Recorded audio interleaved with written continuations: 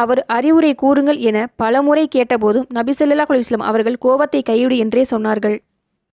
நபி ஸல்லல்லாஹு அலைஹி வஸல்லம் அவர்கள் மக்களை தன்னுடைய பலத்தால் அதிகமாக அடித்து வீழ்த்துபவன் வீரன் அல்ல, உண்மையில் வீரன் என்பவன் கோபத்தின் போது தன்னை கட்டுப்படுத்திக் கொள்பவனே ஆவான் என்று கூறினார்கள்.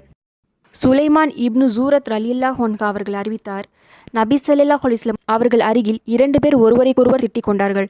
அப்போது நாங்கள் நபி ஸல்லல்லாஹு அலைஹி வஸல்லம் அவர்கள் அருகில் அமர்ந்து கொண்டிருந்தோம். அவர்களின் ஒருவரின் முகம் சிவந்து விட்டிருக்க கோபத்துடன் தன் தோழரை திட்டிக் கொண்டிருந்தார். அப்போது நபி ஸல்லல்லாஹு அலைஹி வஸல்லம் அவர்கள், எனக்கு ஒரு பிரார்த்தனை வார்த்தை தெரியும், அதை இவர் சொல்வோராயின் இவருக்கு ஏற்பட்டுள்ள கோபம் போய்விடும். அது அஊது பில்லாஹி மினஷ் ஷைத்தானிர் ரஜீம். இதனுடைய பொருள் சபிக்கப்பட்ட ஷைத்தானிடமிருந்து அல்லாஹ்விடம் பாதுகாப்பு கோருகிறேன் என்பதாகும் என்று கூறினார்கள். எனவே மக்கள் அம்மனிதரிடம், நபி ஸல்லல்லாஹு அலைஹி வஸல்லம் அவர்கள் சொல்வதை நீர் கேட்கவில்லையா என்று கூறினார். அந்த மனிதர், நான் பைத்தியக்காரன் அல்ல என்று கூறினார்.